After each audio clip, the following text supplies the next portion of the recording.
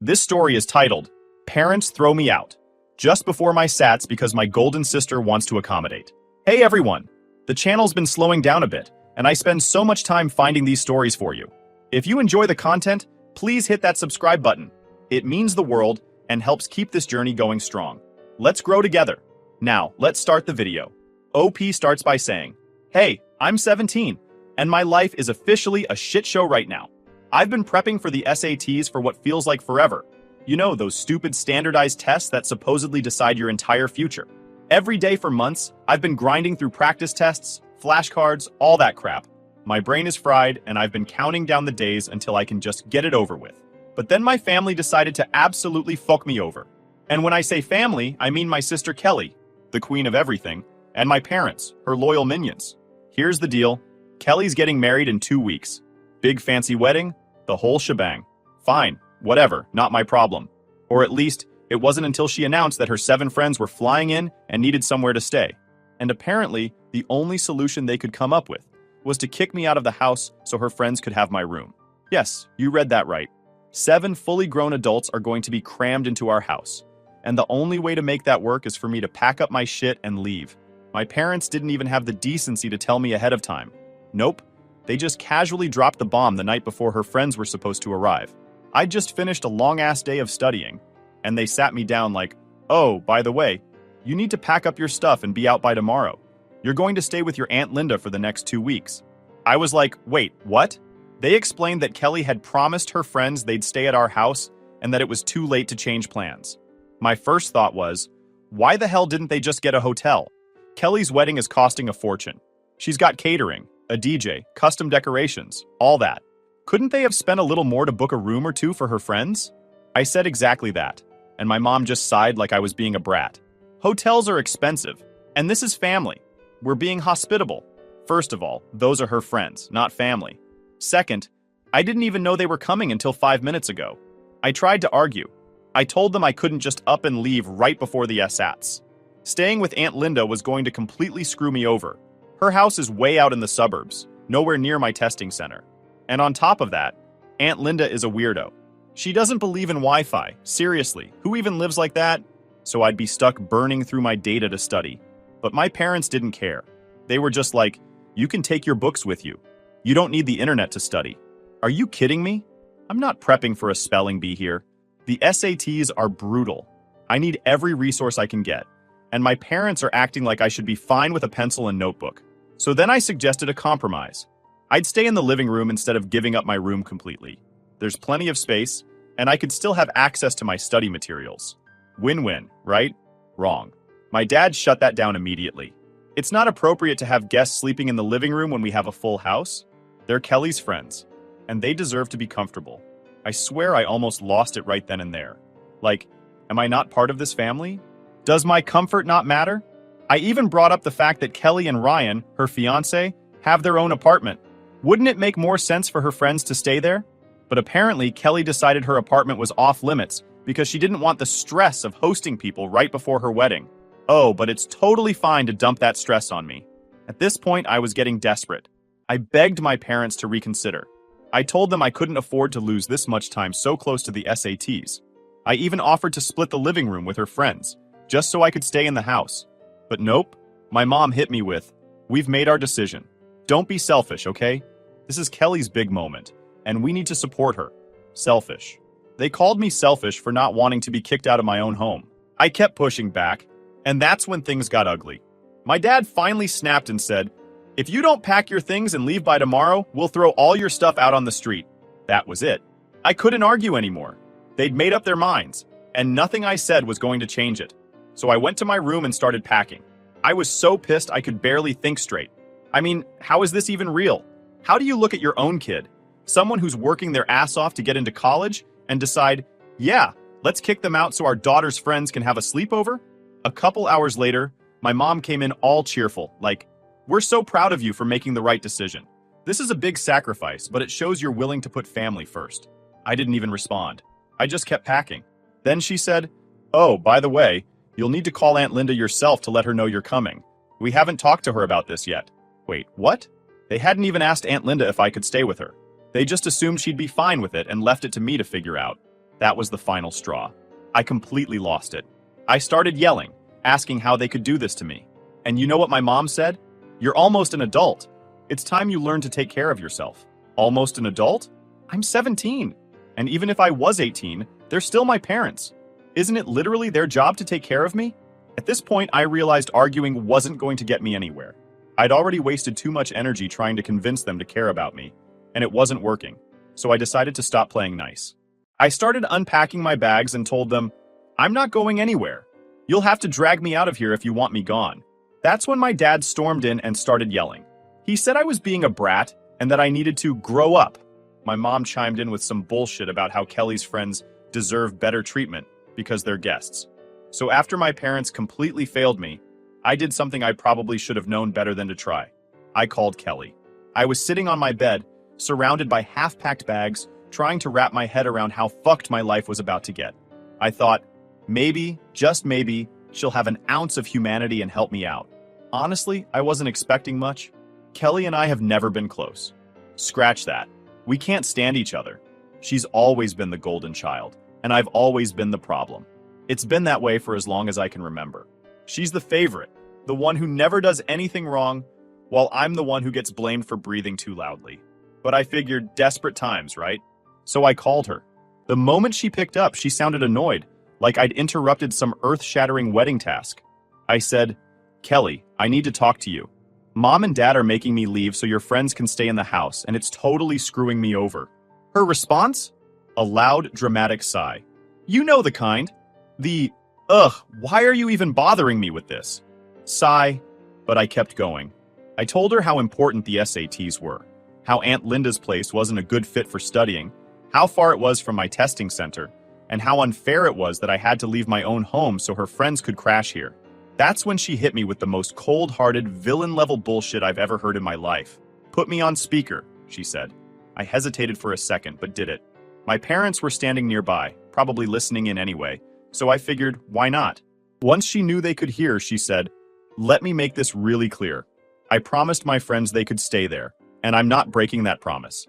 I don't care about your SATs, your studying, or any of your whining. If you don't have anywhere to go, then maybe you should just live on the streets." Live on the streets. She actually said that. And my parents? They didn't say a word. Not one word. They just stood there, letting her talk to me like that. She hung up right after, and I stood there in stunned silence. I couldn't believe it. Not only did she not give a single fuck about how this was going to affect me, but she also went out of her way to humiliate me in front of our parents. And the worst part? They didn't defend me. They didn't even look uncomfortable. That's when it hit me. I wasn't family to them. Not really. Kelly was the star, the center of their universe, and I was just there. I thought about arguing some more, but what was the point? I already knew how this was going to play out. So, without saying another word, I finished packing my stuff and left the room. When I got back to my room, I sat on my bed and stared at my phone. I felt like I was in some fucked up movie. Like, who even says that to their own sibling? Who tells a 17-year-old to live on the streets because they can't be bothered to find a better solution? I didn't cry. I was too angry for that. But I did feel this deep, gut-wrenching ache in my chest, like I'd finally hit my limit with these people. It wasn't just about this one situation. It was everything. Every time I'd been ignored. Every time Kelly had been prioritized. Every time I'd been made to feel like I didn't matter. It all came rushing back at once. And the worst part? I still had no plan. My parents clearly weren't going to back down, and Kelly definitely wasn't going to help me. I couldn't go to Aunt Linda's because I knew I wouldn't survive 2 weeks there, especially not before the SATs. That's when I decided to text my best friend, Sarah. Sarah and I have been best friends since middle school. She knows pretty much everything about my family. The favoritism, the constant put-downs, the way Kelly treats me like an inconvenience. She's heard it all. So when I texted her, "Can I stay with you for a while?" Long story, I'll explain later. Her response was immediate. Of course. Are you okay? I wasn't okay, but I didn't want to dump everything on her all at once. So I just said, "I'll explain when I get there." Within an hour, I was out the door with my bags and heading to Sarah's place. My parents barely even acknowledged me as I left. My dad just said, "Good, you're making the right decision," like I was doing them a favor by getting the hell out. When I got to Sarah's house, her mom answered the door. She took one look at me and said, What happened? I hadn't planned on breaking down, but as soon as I stepped inside, it all came pouring out. The SATs, the forced eviction, Kelly's cruel phone call. It all spilled out in a jumble of words and anger. Sarah and her mom listened without interrupting, and by the time I finished, I felt a little lighter. Sarah's mom didn't even hesitate. She said, "You can stay here as long as you need to. We'll figure it out." That night, I slept in Sarah's guest room, surrounded by quiet and kindness. Two things I wasn't used to. I felt like a burden, sure, but at least I wasn't being actively ignored or insulted. It toughened sacrifice. The next few days were a blur. I focused on studying for the SATs, trying to push everything else out of my mind. It wasn't easy. Every time I tried to concentrate, Kelly's voice would pop into my head, "Go live on the streets." But Sarah was there for me every step of the way. She made sure I had space to study, brought me snacks when I forgot to eat, and even helped me review some practice questions. Her parents were just as amazing, constantly checking in and making sure I had everything I needed. It was a weird feeling.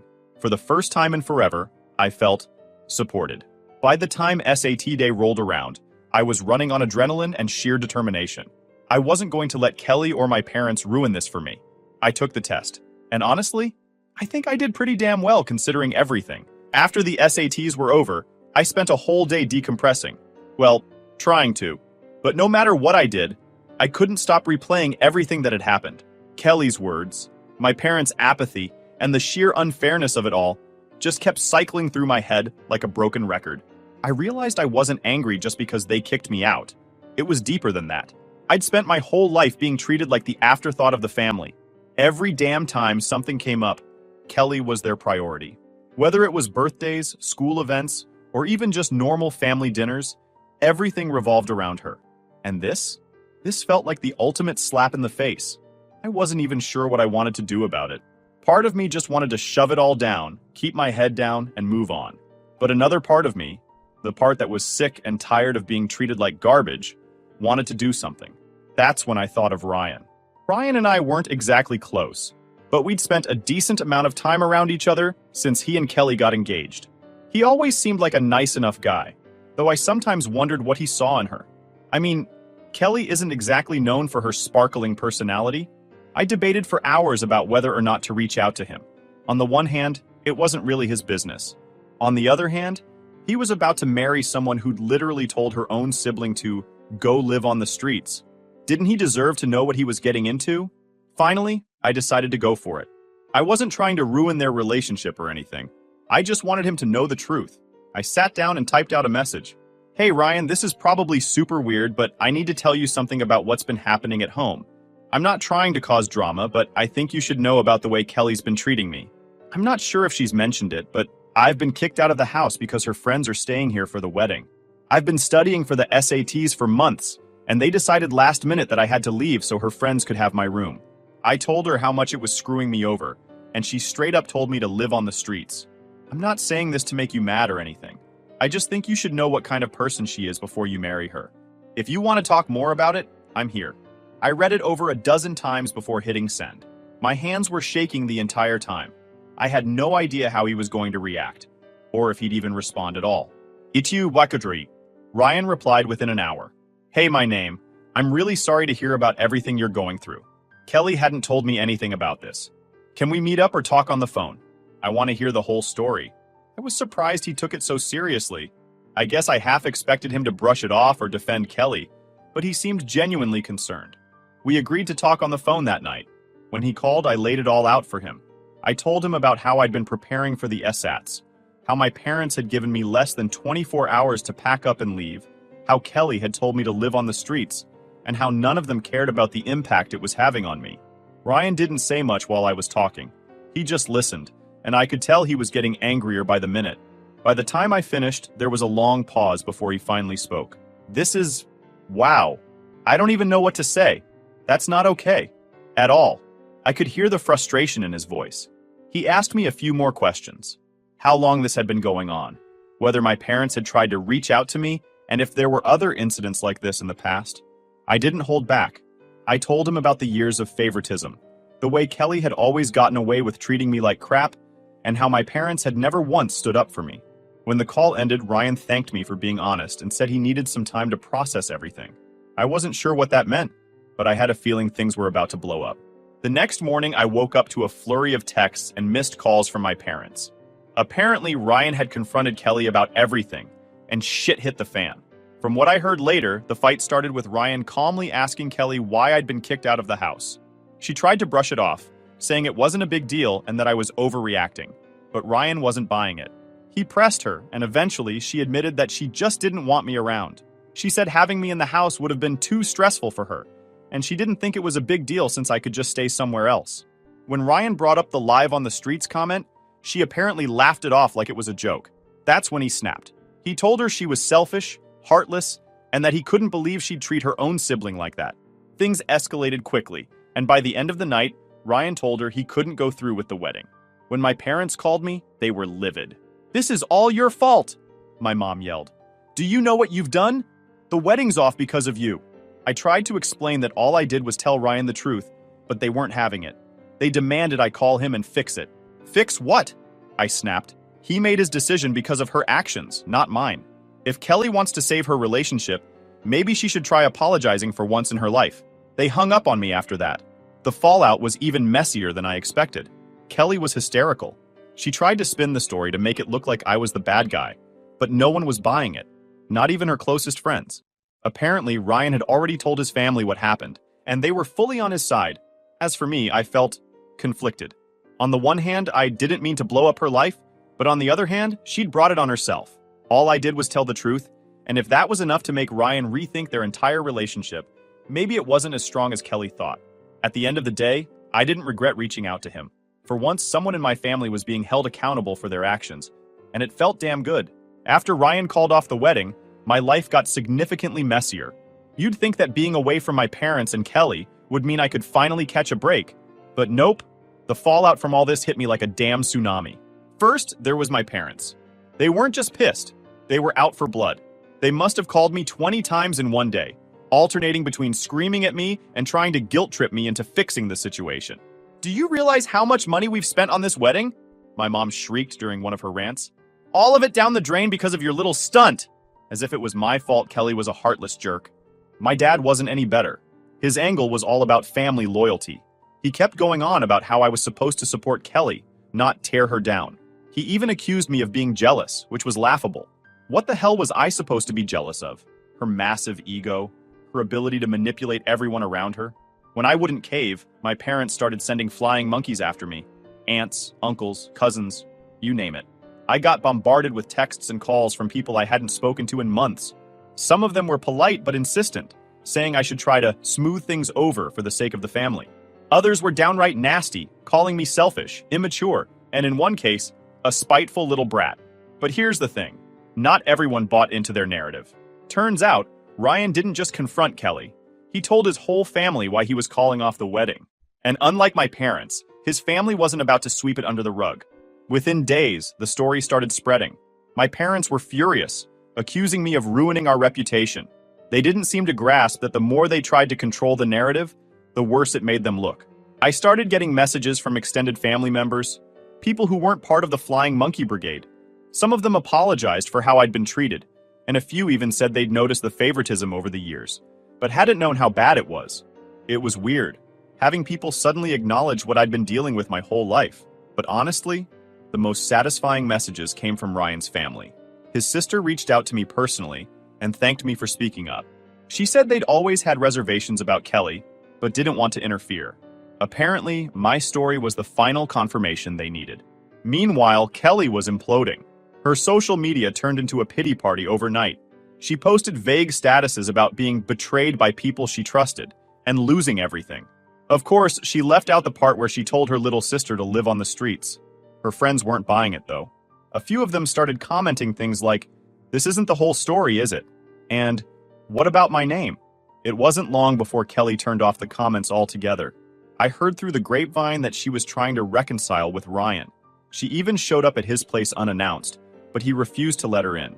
Apparently, he told her that unless she apologized to me and fixed things with our family, there was no chance they'd get back together. Of course, Kelly being Kelly, she refused to apologize. She told him she didn't owe me anything and accused him of overreacting. That's when he officially ended things. Back at Sarah's house, I was finally starting to feel like I could breathe again. Her parents had been nothing but supportive, even after hearing about all the chaos I'd inadvertently caused.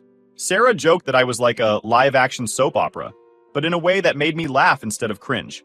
Still, I couldn't shake the feeling of guilt. Not for telling Ryan the truth. I stood by that 100%, but for the way everything had spiraled afterward.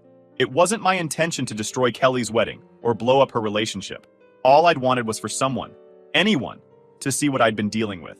One night, Sarah's mom sat me down and said something that really stuck with me. "Sweetheart, this isn't your fault. You didn't create this mess. Your family did.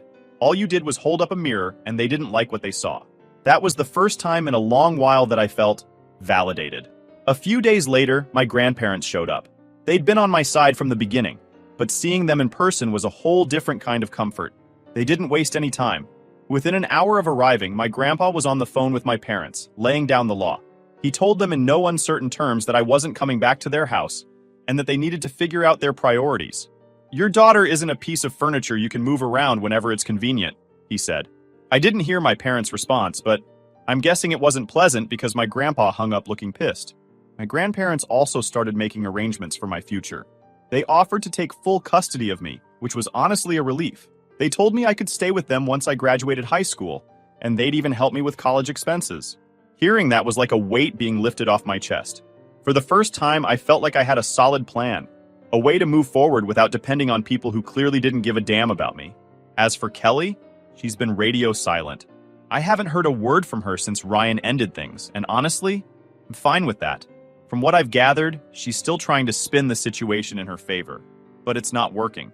Too many people know the truth now, and her victim act isn't holding up. I'd like to say I feel bad for her, but I don't. Not really. She made her choices, and now she's dealing with the consequences. For the first time in years, I feel like I'm not trapped under her shadow anymore. With my grandparents stepping in and taking charge, I finally started to feel like I wasn't fighting this battle alone anymore. It's wild how much can change when someone actually gives a damn about you. For the first time in years, I felt like things might actually turn out okay. But that doesn't mean everything magically got better overnight. After my grandparents' phone call with my parents, the dust hadn't exactly settled. My parents tried to play the victim card, claiming I was turning the whole family against them. My mom apparently told my grandparents that I manipulated the situation and exaggerated everything just to make them look bad. My grandpa wasn't having it. He told them flat out, "If your version of being a good parent involves throwing your kid out for a wedding, then maybe you deserve to look bad." That was the last time they spoke directly. My grandparents told me that as far as they were concerned, my parents had forfeited their right to be part of my life. Meanwhile, I was adjusting to living at Sarah's house full-time. It wasn't exactly how I imagined my senior year of high school going, but her family made it as smooth as possible. Sarah's parents even sat me down one night to talk about the future. They wanted to make sure I felt secure and knew that I wasn't overstaying my welcome. I broke down a little when they said, "You're not just a guest. You're family now." Hearing that was something I didn't even realize I needed. I started to feel lighter, like I wasn't carrying everything on my own anymore. Sarah and I got into a routine, studying together, watching dumb shows on Netflix, and just hanging out like normal teenagers. For the first time in a long time, I didn't feel like I was walking on eggshells. At school, though, things were complicated. Word about the wedding fiasco spread fast, and it wasn't long before classmates started asking questions. I'm not sure how much they knew, but enough to start whispering about me in the hallways. "Did you hear she got her sister's wedding canceled?" "Yeah, I heard her sister's fiance dumped her because of something she said." I tried to ignore it, but let's be real. It sucked. I wasn't exactly popular to begin with, and this just made me feel even more isolated.